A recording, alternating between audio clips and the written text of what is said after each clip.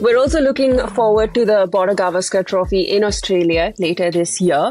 Now tell me, what according to you makes the India-Australia rivalry stand out amongst other modern cricket rivalries? Oh, look, I think how good both teams have been over a long period of time. You know, every series has been a really hard-fought battle. You know, and India have got the better of Australia in Australia the last couple of times. So, look, I think I was a part of it when that really started to grow. When the rivalry really started to grow was sort of right at the back end of my career, and that's when I think India seemingly really started to stand up to the fight and say, okay, well, you know, you're playing against India now. This is a different Indian team. We've got different leaders and different players, and we're going to do whatever we can to beat you guys, whether it's in India or in Australia. And I've said for the last couple of years now, Australia have always had a fierce rivalry with England, obviously, and a very strong rivalry with South Africa. But you know, I think India is now sitting right on the back of, you know, probably on the back of what an Ashes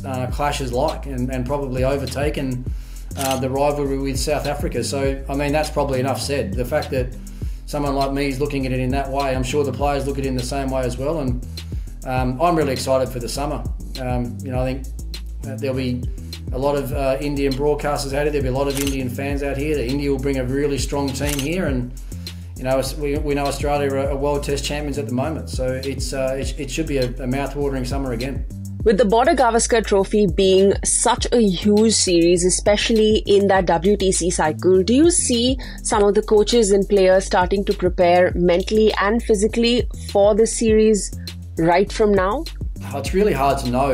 You don't want to look too far ahead. I mean, there's so much cricket for these guys now that you start looking too far ahead and you take your eye off the ball, and all of a sudden, whatever momentum you might have had, or when you're trying to build on a few things around the team, it's easy to get distracted by what's, you know, happening down the track. But I've got no doubt that I think both teams would be thinking about what type of players they need for that series. You know, India would definitely be thinking about what sort of fast bowlers they need to bring to Australia. How many spinners do they need to bring on the tour?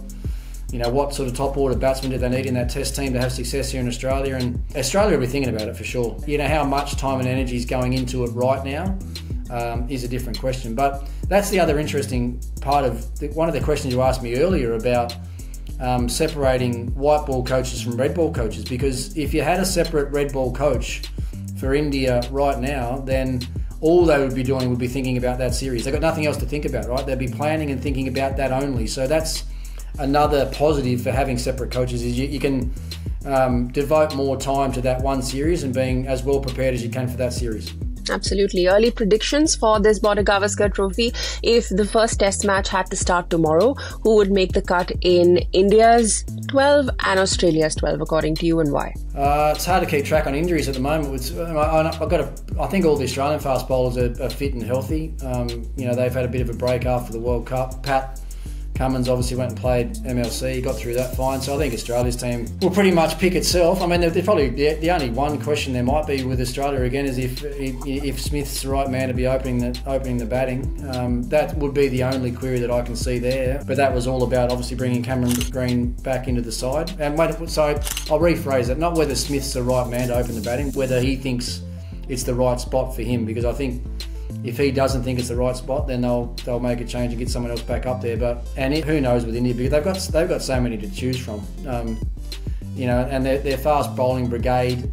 You know, someone like a Khalil Ahmed, I think, could find himself on the tour, on the Test tour. I know he's just been over in Zimbabwe recently and played that series over there. But I think a left armour would be ideal for them to have in their touring squad. You know, Shami seemingly will be back fit by then.